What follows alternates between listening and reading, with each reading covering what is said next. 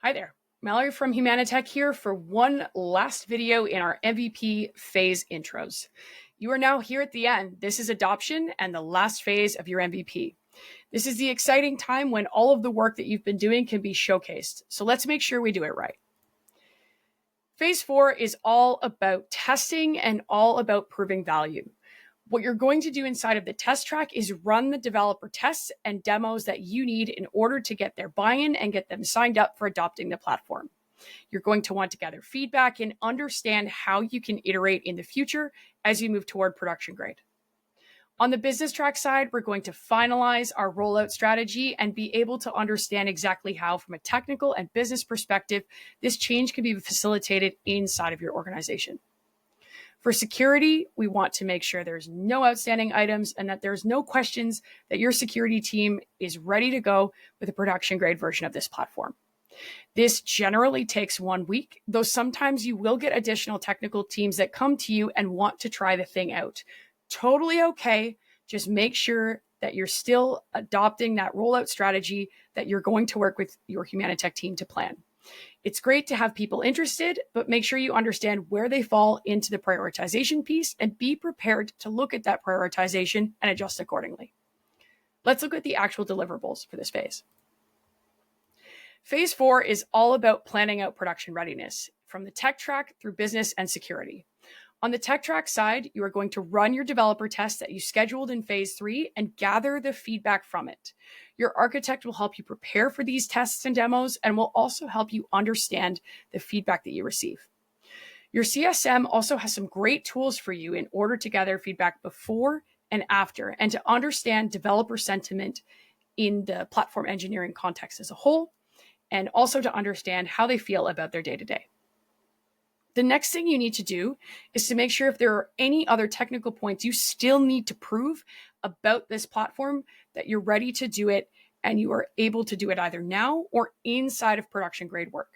Make sure you understand clearly what those are. If there's still deliverables you need to do them now or prepare to do them inside of production grade. Don't be afraid to put stuff on a roadmap. It is all part of making sure you have a clear path forward. You want to also start on the production readiness checklist. Your architect and CSM can provide you with this. When it comes to being prepared to deploying through production environments, there's a lot of work to do. The easiest way to be successful is to start planning early. The checklist will help you walk through a lot of what you did inside of the MVP and make sure you're ready to take it to production grade. If you have any questions or you run into anything you aren't sure about, ask your CSM and your architect to guide you through it. The last technical deliverable you need to consider is taking an actual technical decision to go ahead with production grade work.